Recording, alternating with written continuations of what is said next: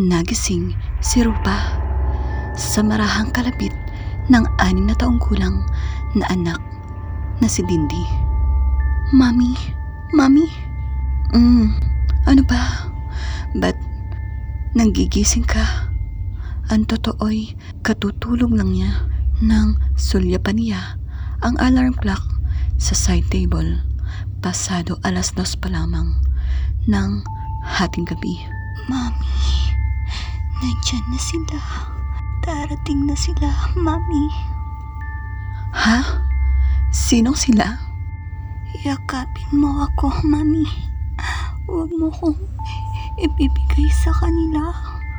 Yakapin mo ko. Ramdam ni Rupa na nanginginig sa takot ang kanyang anak.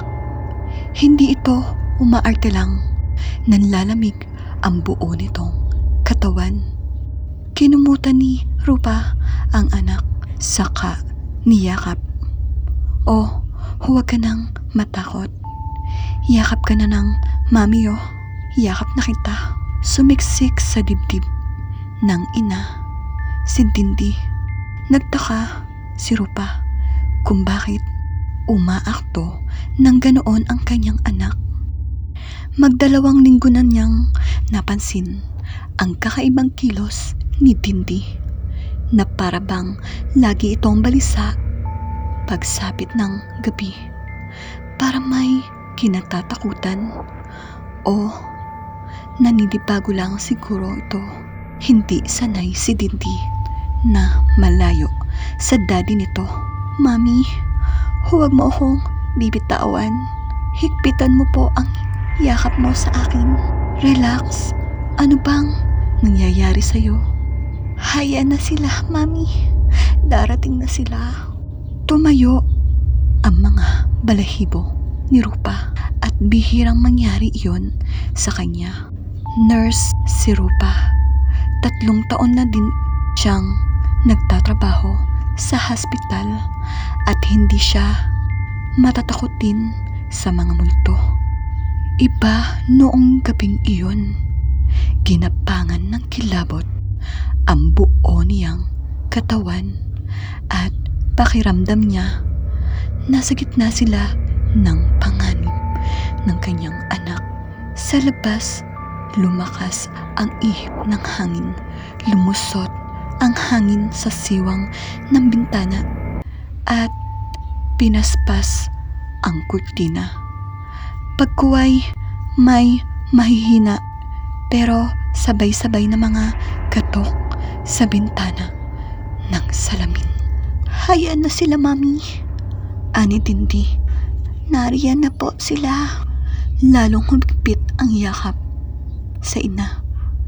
Hindi malaman ni Rupa ang gagawin. Anong kababalaghan ang nasasaksihan nilang ito? Mabilis na naabot ni Rupa ng isang kamay ang maliit na New Testament na nasa ulunan ng kama. Sabay pikit nang mahawakan iyon ng mahigpit. Diyos ko, Lord Jesus, tulungan niyo po kami. Huwag niyo po kaming pabayaan. In Jesus' name, Amen. Naging payapa ang hangin. Dahan-dahang pumirmi ang tela ng kurtina ng kaninay nagmimistulang layag ng bangka. Nawala ang tila sabay-sabay na katok sa bintana at pinto. Saka napaiyak si Rupa. Diyos ko, salamat po.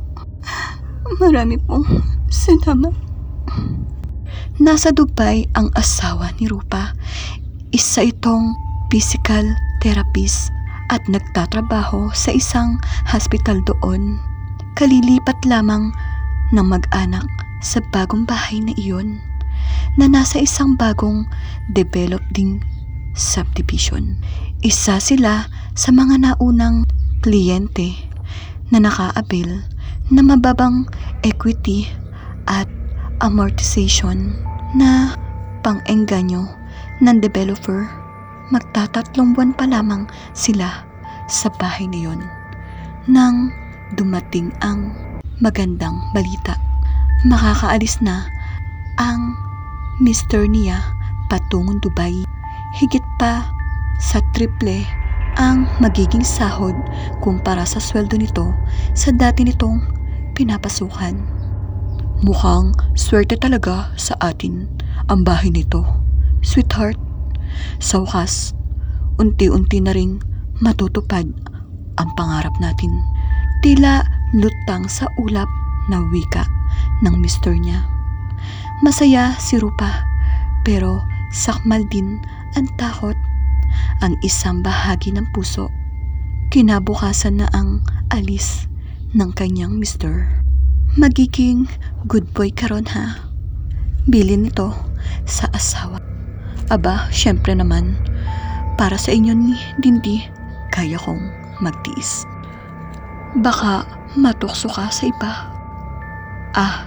Yan ang hindi mangyayari. Wala akong makikitang katulad mo na super bait. Hinayaan na lang ni Rupa na naroon ang palad ng asawa. Hindi ka kaya matuksong gumawa ng kalokohan gaya ng maraming OFW. Ibahin mo ko. Siyempre, naiintindihan ko naman na katulad ng ibang lalaki meron kang pangangailangan. Paano pag alam mo na, nasa lalaki yun pag may takot ka sa Diyos, pag mahal mo ang asawa mo, at pag takot ka sa STD, hindi ka papatol kung kani-kanino lang. Kinabukasan, nangangalumata sila pareho sa puyat at higit kailanman sa 5 taon na nilang pagsasama, noon nila higit na naramdaman ang lalim ng pag-ibig nila sa isa't isa. Puno ng pag-asa si Rupa at Jake. Gaganda ang buhay nila sa pag-abroad ni Jake. Mabibigyan nila si Dindi ng mas magandang kinabukasan. Konting sakripisyo lang kapalit ng magandang hinaharap. Nakapag-cope up silang mag-ina. Nakapag-a-adjust na rin sila nang silang dalawa lang. May school service naman si Dindi na sumusundo at naghahatid dito. Tipikal na sa bata na mahilig maglaro pagkarating galing school. Sa unang sweldo ni Daddy, papadalan kita ng magandang laruan, sabi ni Jake nang minsang magkausap ang mag-ama sa cellphone. Sige, Daddy. Saka Barbie at dollhouse tsaka luto-lutuan. Tipikal na sa bata ang mas gusto pa ang laruan kaysa pagkain. Ngunit may napansin si Rupa sa anak. Tuwing sasapit ang gabi, pakiwari nito, balisa ito. Parang mayroon itong kinatatakutan. Kakaiba kung magpukol ng tingin si Dindi sa ilalim ng mesa. Halimbawa'y maghahanda ng hapunan.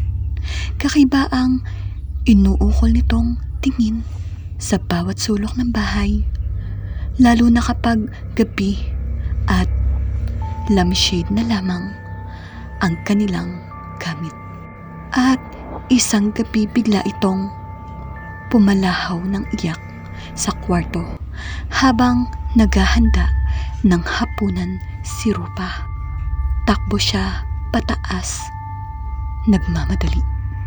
Nakalupasay si Dindi sa sahig, umiiyak at mukhang takot na takot. Bakit, anak?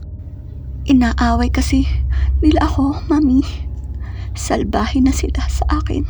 Sinong umaaway sa'yo? Sila. Nag-iisa ka naman dito Nandyan lang sila, Mami. Nagtatago pag andito ka sa tabi ko. Dati, mabait sila. Pero ngayon, salbahe na sila. Kinilabutan si Rupa, Pero pilit niyang tinatatagan ang loob. Takot ang kanyang anak, kaya di na siya dapat magpahalata na nakakaramdam din siya ng takot. Kinarga niya si Tindy at dinala sa ibaba ng bahay. Inabala si Rupa ng mga isipin tungkol sa kakaibang kilos ni Tindy. Pinoproblema niya ang mga kalaro nitong invisible naman sa kanya. Pero sa nagdaang isang gabi, waring may nararamdaman na rin si Rupa. Nakarinig ng maliliit na yabag, parang yabag ng mga batang naglalaro. Nang sumunod, bukod sa tawa ni Tindy ay may parang naulinigan siyang hagik-hik ng ibang bata. Pumanhik siya sa itaas para silipin si Tindy.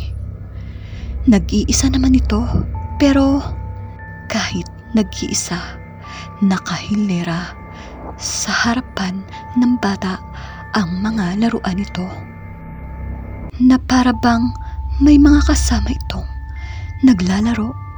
Alinsangan ang isang gabi at iniwan muna ni Rupa ang anak sa salas. Nasa banyo lang siya. Bili niya sa anak, "Magpapa-presko lang si mami ha." Naligo siya at paglabas niya mula sa banyo ay napatda siya sa nakita. May mga kalarong bata si Tindy. Mga batang nakadilat nga at gumagalaw. Ngunit mga mukhang patay. Hinahatak ng mga ito palabas ng bahay si Tindy. Ayoko.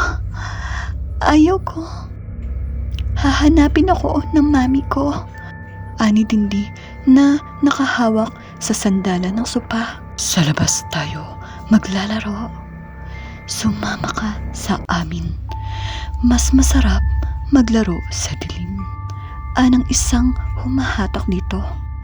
Damdaming ina ang tumulak kay Rupa para sumugot at hatakin ang kamay ng anak para di makuha ng mga batang kaluluwa.